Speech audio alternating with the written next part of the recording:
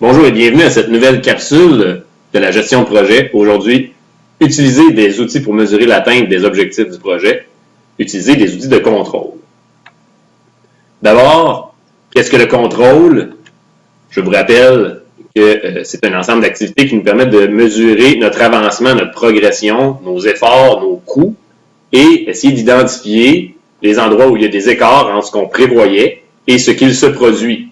S'il y a des écarts, il faudra donc appliquer des mesures correctives pour atteindre nos objectifs.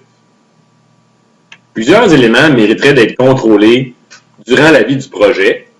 Nous en présentons 4 aujourd'hui qui sont des thèmes importants et qui sont généralement récurrents dans la plupart des projets.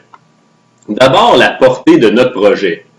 S'il y a un changement ou une modification à nos objectifs par rapport à ce qui avait été initialement prévu, nécessairement, il y aura donc des éléments à changer en cours de vie de projet et ça pourrait avoir toutes sortes de conséquences. Ces conséquences-là pourraient être budgétaires comme des conséquences au niveau des ressources impliquées ou des délais.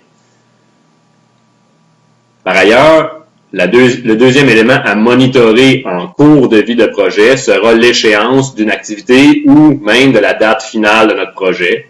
Si les échanges changent, il faut s'y adapter. Quatrième élément, la gestion budgétaire. Est-ce que les coûts prévus pour des activités ou pour le budget global de notre projet sont en train de changer? Est-ce que les coûts engagés jusqu'à ce jour dépassent ce qu'on avait prévu ou il n'existe encore de la marge de manœuvre?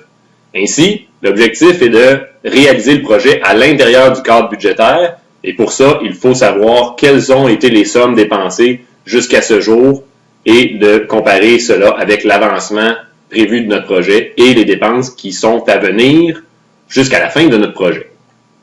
Finalement, les ressources tant humaines que matérielles, pourraient changer en cours de projet.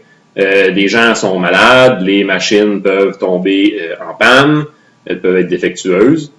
Et donc, le changement de la disponibilité des ressources doit être géré. Et probablement que si ces ressources changent en cours de projet, il y aura des effets soit sur nos délais, soit sur notre budget, ou peut-être même sur la portée de notre projet. Ainsi, vous voyez qu'il y a un lien entre la portée du projet, les échéances, le budget ainsi que les ressources, et que ces 4 grands éléments devraient faire l'objet de suivi tout au long de la vie du projet. Ça complète les informations sur l'utilisation des outils de contrôle. La prochaine capsule sera la démonstration d'outils pour mesurer l'atteinte de nos objectifs.